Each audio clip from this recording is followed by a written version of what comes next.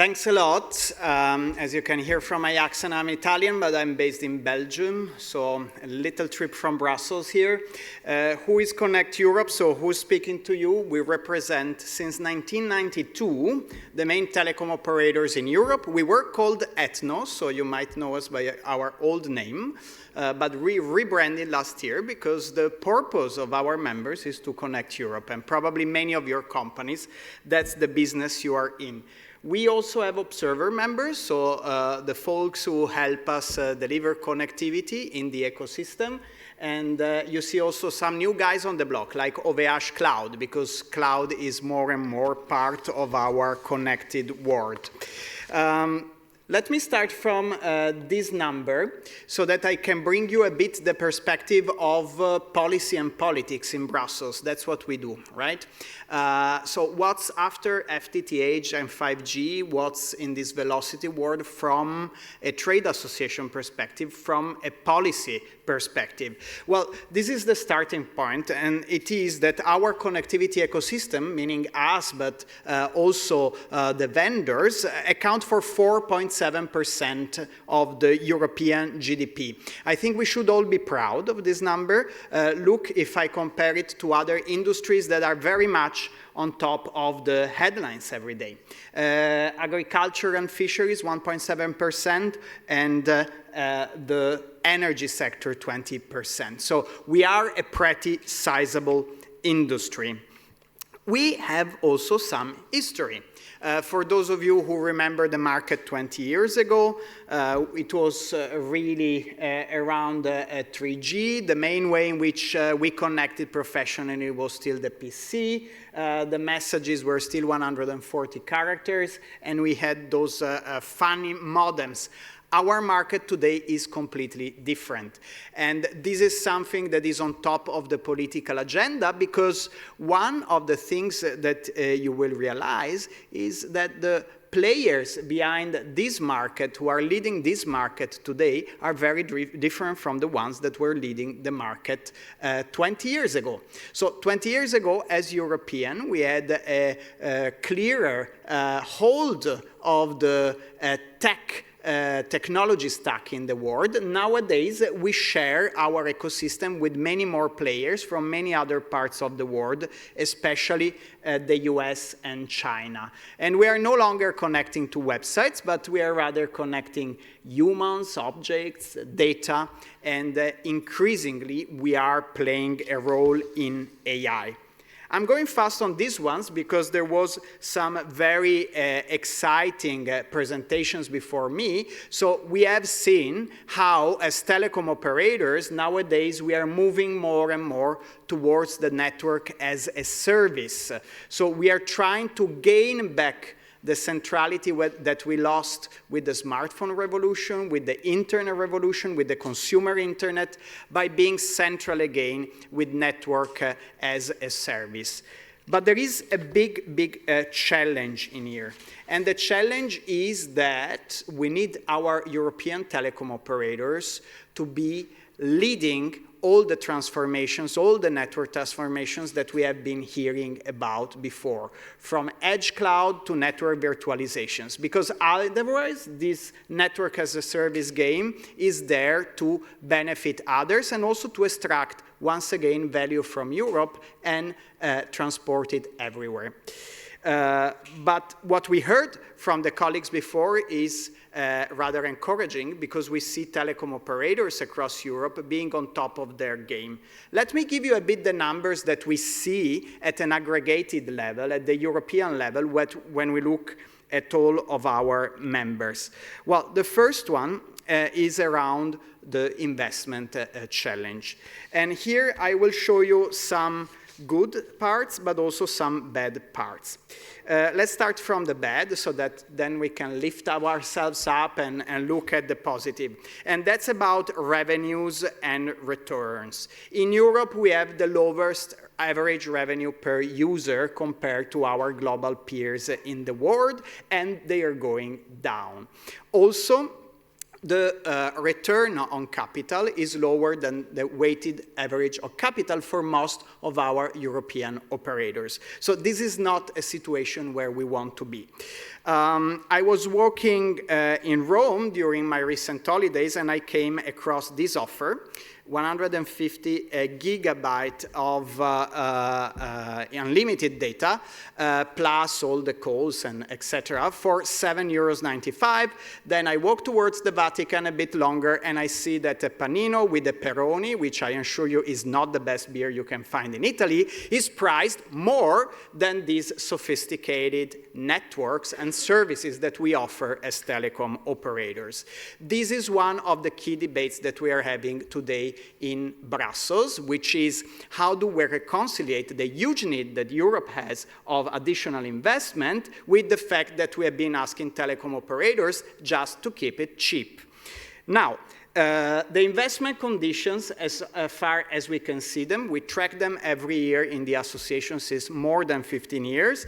We have seen the first slowdown in CapEx, capital expenditure investment, in the past 7 years. So in 2023, that is the last year that we could account fully for CapEx, we had a minus 2%. And also, what matters is that we are investing less than our peers. So if you look at the investment per capita, in Europe, we are roughly half as the United States.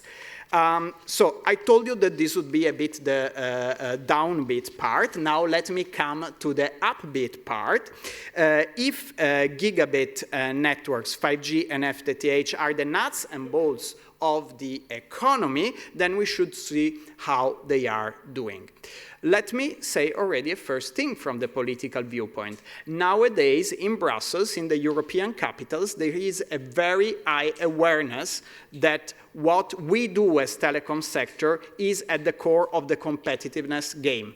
If we want to gain in productivity, gain in innovation in Europe, we cannot do without the nuts and bolts of the economy that nowadays are no longer only roads, energy, but it's the digital infrastructure.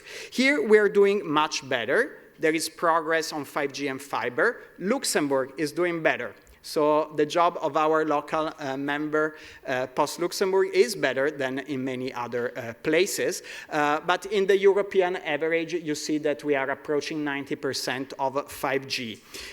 On fiber, we have grown to around 70% fiber to the home coverage.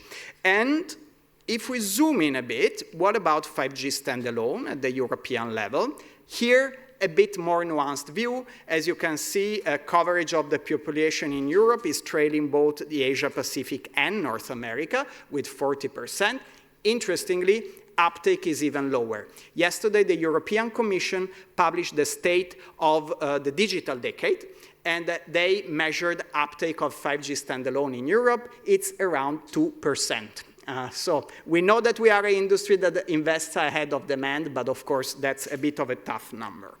On fiber to the home, gigabit connectivity, if we continue investing at the current pace, at the end of the decade, there will be 45 million people unconnected to gigabit. Again, kudos to the Luxembourgish situation, because here we heard 90%. Again, yesterday, numbers of the Commission, when will we have full FTTH coverage in Europe? 2051, and I can assure you that some of the politicians who put this target will not be there in 2051. So we need to accelerate by all means. There are some good news on innovation and tech sovereignty. Politicians want us to be at the center of the game, as we discussed before. And here, you will see in some of my numbers that all the activities that were discussed by the colleagues before are reflected. On network APIs, right now, we are doing better than other areas of the world. And this, I can say it safely, knowing my members, is due mainly to the work that has been done with Camara and with Open Gateway, led mainly by the European operators. We heard the colleague from Vodafone earlier.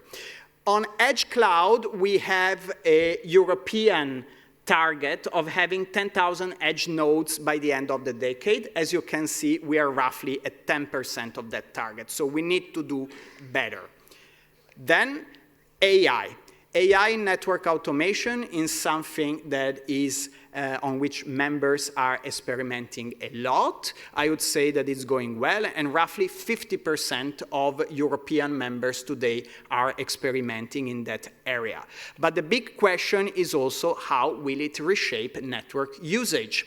And here we got some early numbers that tell us that AI-related data center interconnect traffic is likely to grow by 50%. So, as you can see, a lot of changes and a lot of discussions around that.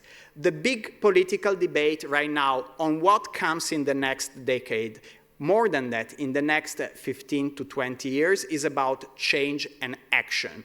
The key word right now politically is competitiveness, and there is a huge, huge awareness that telecom networks and the innovation that we create on top of those networks are at the center of this game. There are three words with which I want to conclude, which are a bit inspiring right now, the action that you can see from politicians to usher us in the post-FTTH and post-5G world. Deregulate, scale, and innovate. The deregulation part is very simple. In Europe, we have been, in an automatic way, regulating telecom operators a lot and giving them only one word: just keep prices low. Nowadays, they want us to keep prices affordable. That's important from a societal viewpoint, but they also want us to help competitiveness, they want us to help security, and they want us absolutely to boost the competitiveness. Scale. We kept our telecom operators pretty small over the years. There is no reason why we shouldn't do some in-market consolidation in Europe. We need efficient market structures to compete. Also, think at a European telecom operator sitting at a negotiating table with a big tech. What is the scale and the balance in that relationship if we want to affirm some European sovereignty? A last one that is related to both the ones above is innovation. In Europe, we have regulating too much, we have been exporting regulation too much, and we have been innovating too little. So what we expect these coming years in Brussels is a bit more of deregulation, a bit more of spirit around scale, and a bit more of spirit of innovation. And we hope that that will be the contribution of policies to ushering us towards the post-FTTH and 5G world. If you're interested, you find all the facts and figures that I mentioned on our website. Thanks a lot. Alessandro, thank you very much indeed.